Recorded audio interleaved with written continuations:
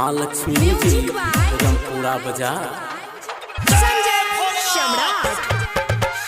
गोरकी के सोने भोला दानी हो, भोला दानी हो, आप छिए उतरहिनी हो।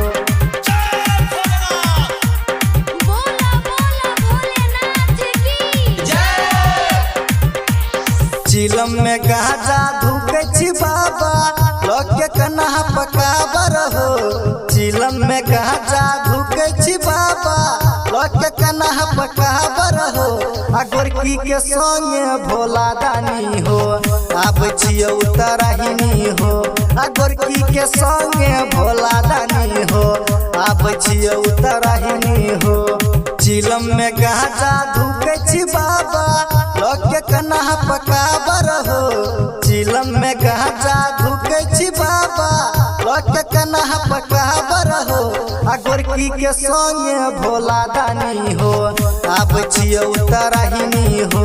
आ गोरकी के सोने भोला दानी हो, आप छिए उतरहिनी हो। बोला बोला भोलेनाथ की जय। आप छिए उतरहिनी हो, आप छिए उतरहिनी हो। गोरकी के सोने भोला दानी हो, भोला दानी हो, आप छिए उतरहिनी हो। तोरा पूजै छिए भोला दानी हो, लके भंगिया धतूर हो। गाजा नहीं पीबै भोला बाबा हो, जेबै कोना पैदल हो। पूरा कबरियन के भीड़ लगल छो, पूरा कबरियन के भीड़ लगल छो। बाबा तोरा दुआरी हो, आ गोरकी के सोने भोला दानी हो, आप छिए उतरहिनी हो। आ गोरकी के सोने भोला दानी हो, आप छिए उतरहिनी हो।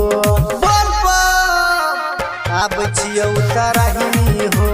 बोला बोला भोलेनाथ की जय।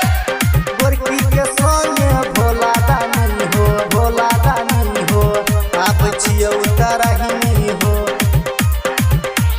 कैलाश के राजा हमर भूतनाथ हो, सरोज गाबै छ भजन हो।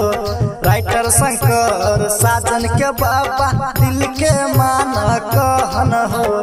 एही लगन में शादी करा दो, एही लगन में शादी करा दो, बुझकानी बात हो।